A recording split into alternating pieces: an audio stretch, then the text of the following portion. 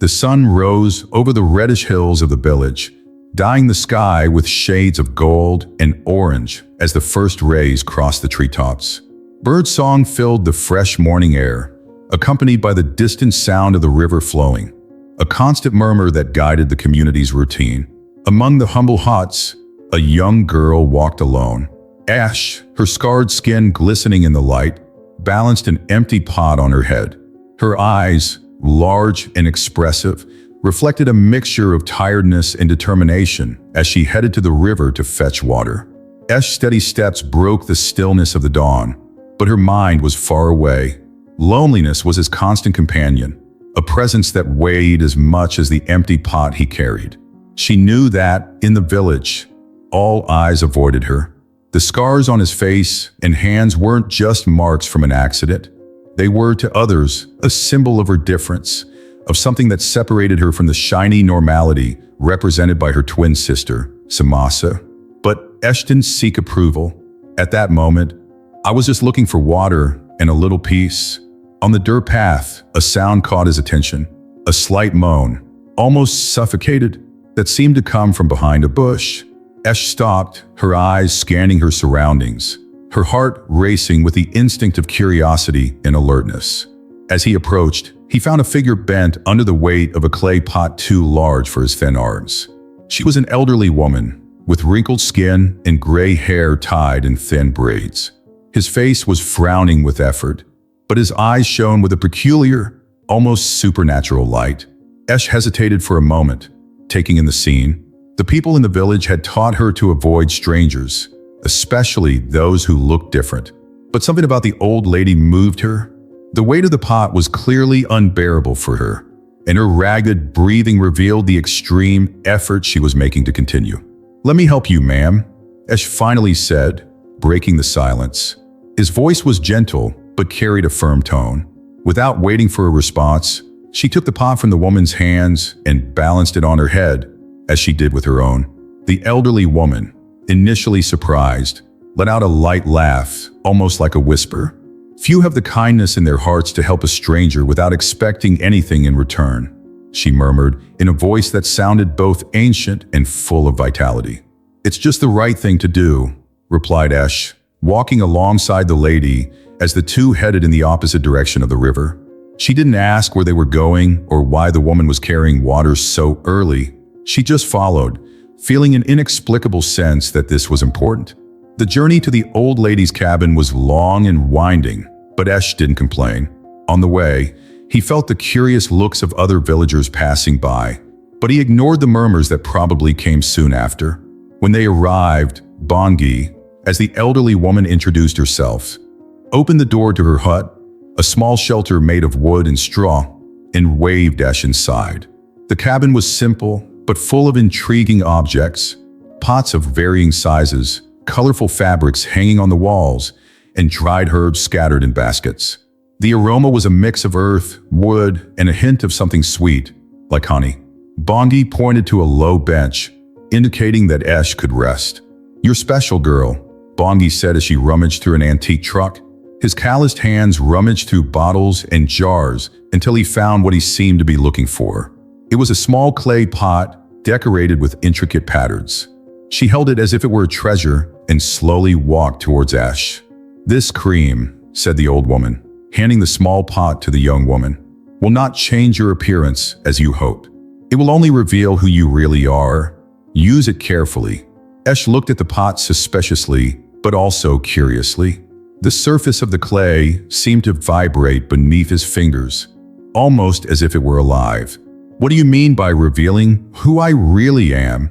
Ash asked, raising her eyes to look at the old woman. "You'll find out when the time is right," Bongi replied with an enigmatic smile. Ash hesitated, but finally put the pot back into her bag. With a shy "thank you," she got up to leave. The way home seemed longer, and his mind was full of questions. What did Bongi mean? Why had he trusted her with something so mysterious? When Ash finally reached her small room, she took the pot out of her bag and placed it carefully under a shelf. She watched him for a long moment before turning away, deciding she wasn't ready to find out what he meant yet. The pot remained there, like a secret kept in the shadows. while Esh continued her routine, unaware that that encounter would change her life forever. Since they were little, Zamasa and Esh were inseparable, sharing the same face, the same laugh. But as time went by, an abyss began to form between them. Zamasa was the shining star of the family, with a beauty that seemed to capture the sunlight and a sweet voice that enchanted anyone who heard her. Her always well-groomed braids, vibrant outfits, and confidence in her steps made her the center of all attention. In contrast, Esh began to slowly disappear, like a shadow hiding behind the light. Everything changed on the day of the accident, a day Esh would never forget, although Zamasa seemed to have buried the memory as if it didn't matter. It was an ordinary morning, the aroma of baking bread mixing with the sound of laughter coming from outside. Zamasa and Esh played in the kitchen, helping their mother prepare lunch. But in a moment of distraction, a pan full of hot oil fell on Esh. The scream that tore from his throat echoed through the house, a sound so terrible that even the birds in the nearby trees fell silent. His skin burned, the oil ran down his hands and face, leaving marks that would never disappear.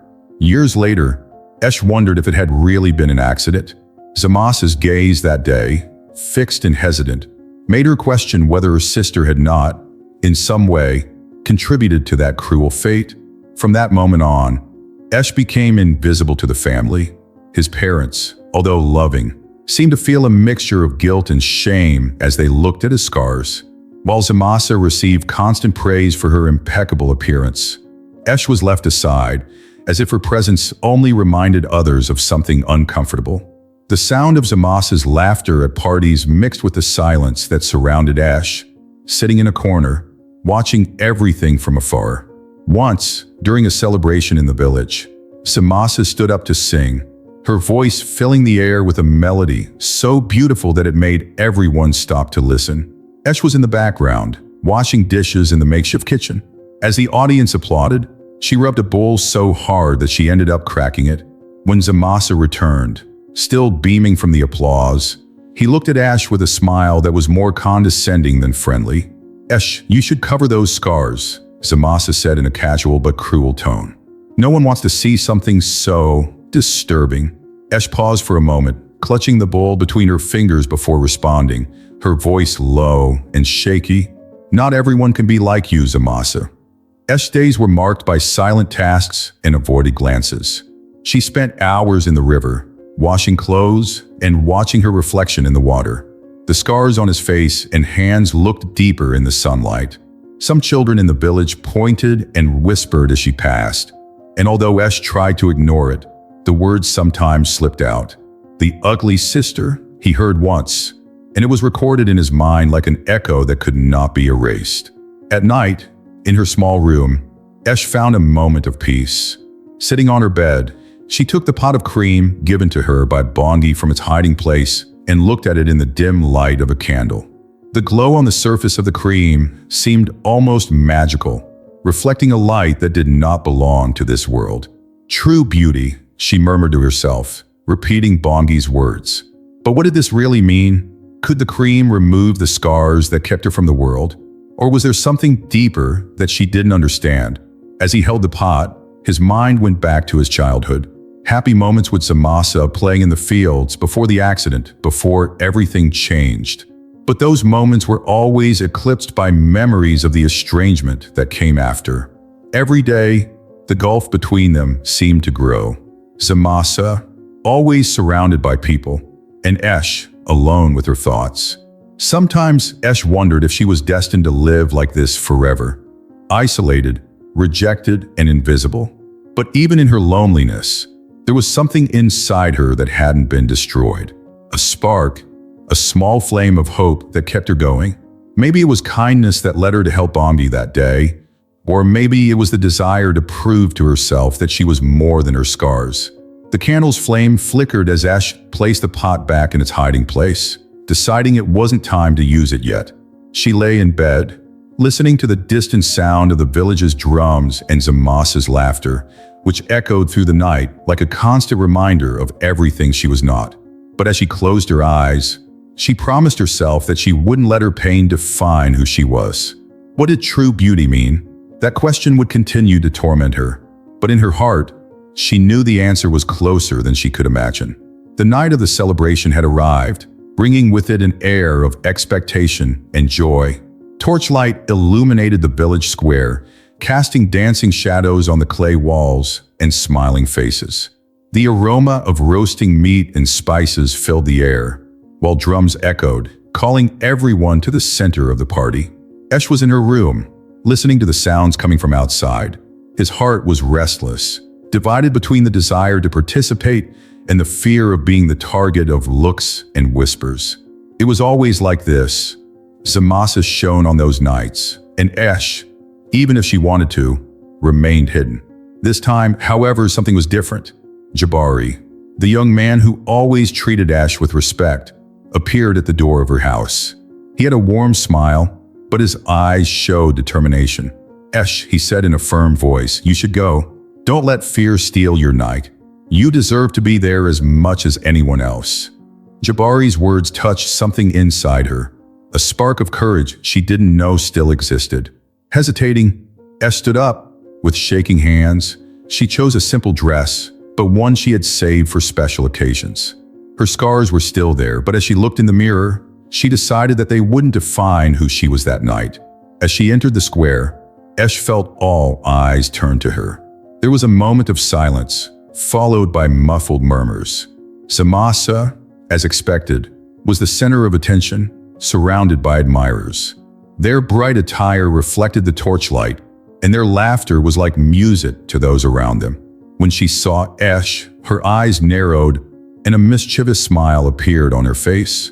"Look who decided to show up," Zamasa said loudly, catching everyone's attention, as if a mask could hide the truth.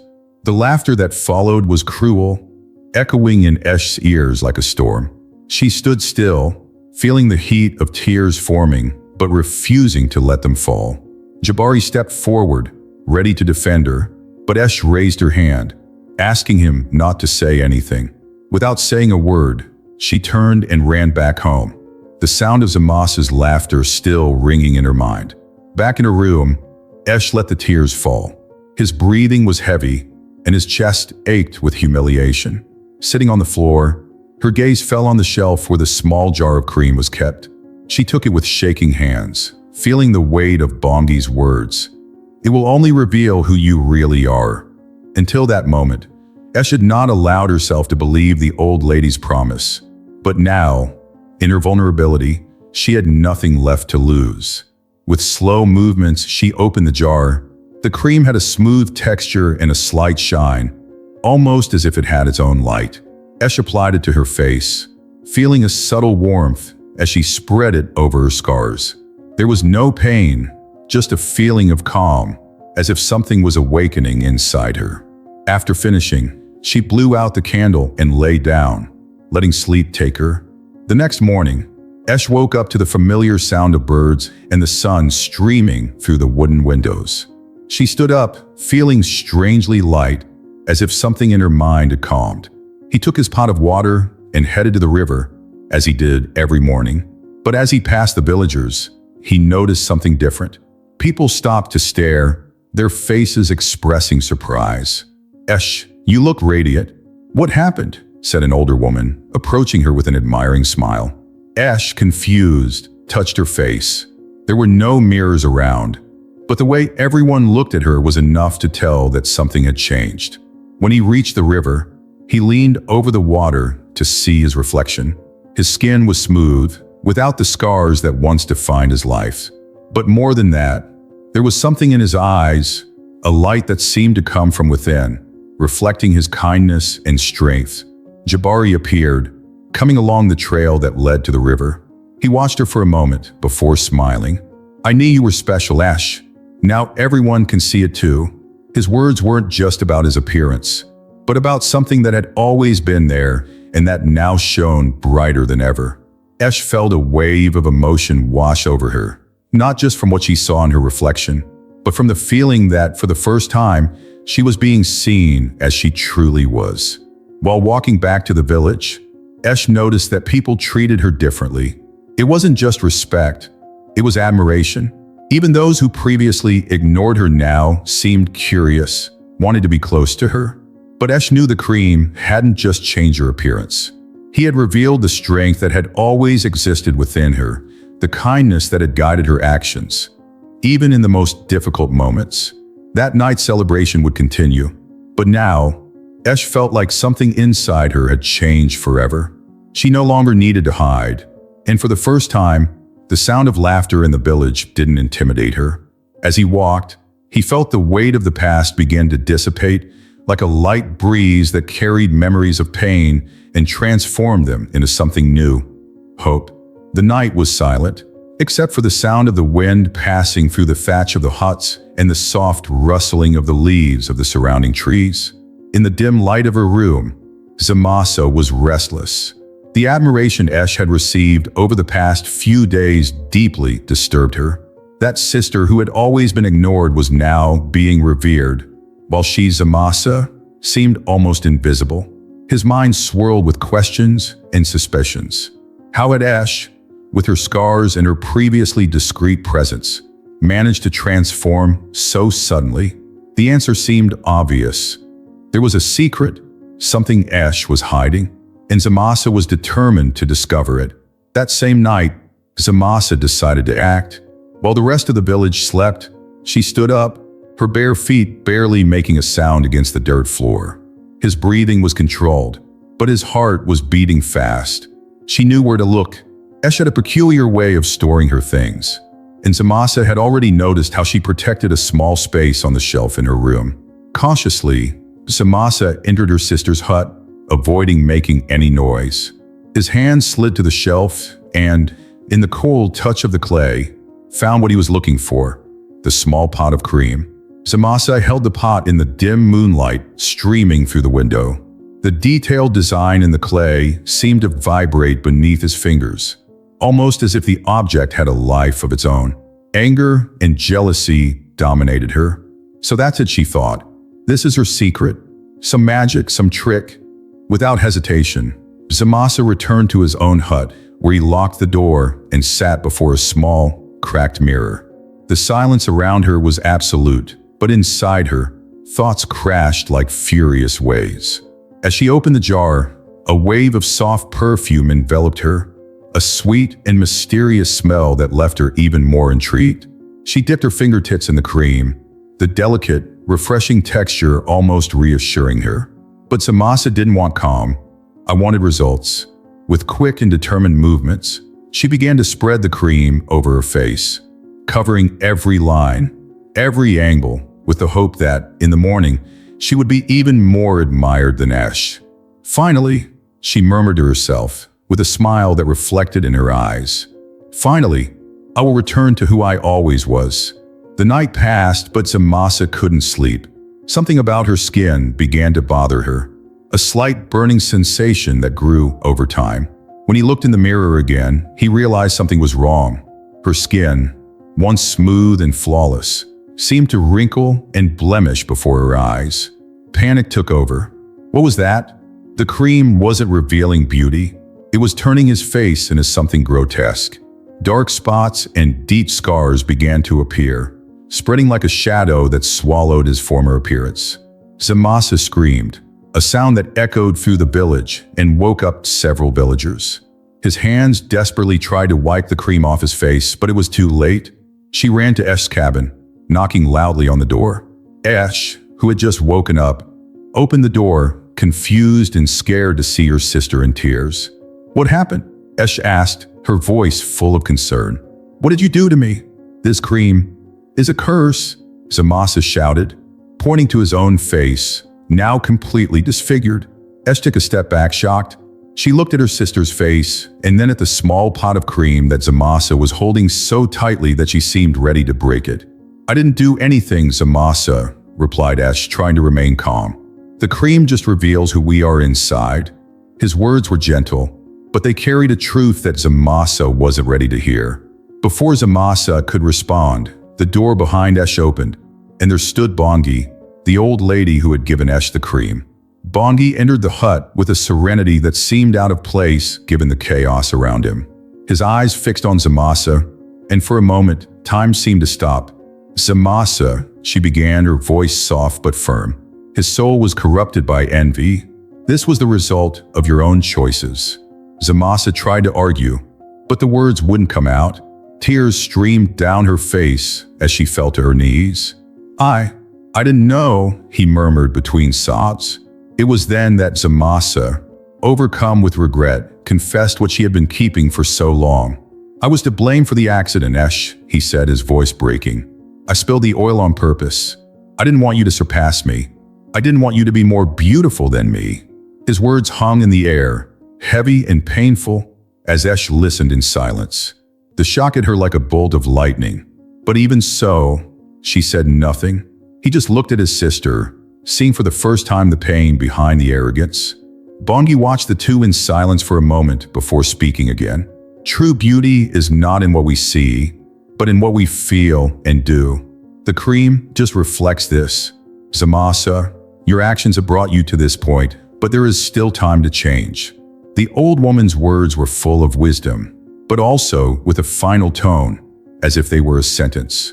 Esh, despite everything she had just heard, knelt down next to Zamasa and held her hands. "I forgive you," she said, with tears in her eyes. "We can't change the past, but we can choose what we do from now on." The moment was one of pain, but also of something more, an opportunity for redemption. Silence hung in the cabin, heavy as the night that covered the village. The sound of Zamasa's sobs filled the small space, as Esh remained kneeling beside her. Esh's gaze was fixed on her sister, not with anger, but with deep sadness. Zamasa's words, a confession of a mistake that had shaped their lives, echoed in his mind. The memory of the hot oil, the scream, the pain, and the years of loneliness and rejection came to the surface, but not with the weight of before. Esh took a deep breath, holding Zamasa's hands tightly, feeling her skin tremble under the touch. "I can't change the past," she said, her voice calm but charged with emotion, "but I can choose forgiveness. Hatred would only destroy us both." Zamasa looked up, his disfigured face now marked not only by physical scars, but also by pain and regret. She tried to speak, but the words were lost in her throat. Esh, seeing her sister's internal struggle, squeezed her hands once again, as if to convey strength. The silence between them was broken by the soft sound of the wind coming through the window, bringing with it the scent of night flowers and the promise of a new beginning. In the days that followed, the village was divided. Many commented on Zamasa's transformation, while others looked at Esh with renewed admiration. But for the two sisters, the most significant change was internal. Esh continued her life with a light heart, feeling that the weight of the past had finally been left behind. Jabari, always by her side, supported her at every step, helping her see that the strength she carried was something that no one could take away. Zamasa, marked by the consequences of her choices, decided to step away from the spotlight. She found solace in small acts of kindness, helping the village's older women carry water, teaching children to sing, and devoting her time to tasks she previously considered insignificant. Every smile he received in return was a small spark of redemption, a reminder that although he couldn't erase the past, he could build something better in the present. One morning, Esh was walking along the river with Jabari, the sunlight reflecting off the water like little diamonds. The sound of children playing in the background filled the air, bringing a special warmth to that moment. Jabari held your hand, his presence calm as always. "You are strong, Esh," he said, looking at her with admiration. "Stronger than many could be, not because of how you faced the pain, but because of how you chose to forgive." Esh smiled, but didn't respond. Jabari's words were true, but she knew that forgiveness wasn't just a choice. It was a necessity, a release that allowed him to move forward. As they walked, Esh looked up at the sky. The sound of the river, the children's laughter, the presence of Jabari by her side, everything seemed in harmony. For the first time in many years, she felt true peace, as if the world around her finally reflected what was in her heart. Still, in a corner of his mind, he thought about Zamasa, the sister who had been her greatest rival, but who was now just a woman trying to find her way. Zamasa, on the other hand, spent his days in silent reflection. Sitting under a tree next to her hut, she watched the village children running and playing, life going on all around her as she struggled with her own demons. Every smile I saw was a reminder that, despite everything, there was beauty in the world, and every act of kindness he made was an attempt to rebuild the bridge he had burned with his actions. The weeks passed, and Zamasa's transformation began to be noticed by the village. Although there were still those who looked at her with suspicion, others began to see something new in her: humility. The woman who had once been known for her beauty and arrogance was now remembered for her willingness to help, for her discreet but constant presence wherever she was needed. One quiet night, as Esh and Jabari walked through the village, Zamasa appeared at the door of their hut. They looked at each other for a moment, speechless, but with a mutual understanding. Esh nodded slightly, a simple gesture but full of meaning. Zamasa responded with a shy smile, something he hadn't done in a long time. For both of them, that moment was not just a reunion. It was a new beginning, a chance to build something different from what they had before. The story of Esh and Zamasa became a lesson in the village, told as a reminder that true beauty is not in what you see, but in who you are.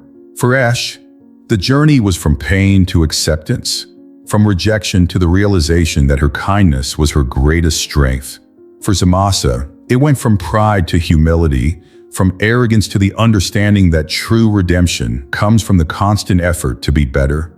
As the sun set over the village, its golden lights illuminating the river and the houses, the sisters went their separate ways, but connected by a renewed bond, stronger than ever. And so life continued.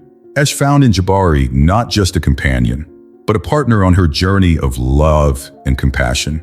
They built a life together, surrounded by the simplicity and beauty of an existence lived with purpose.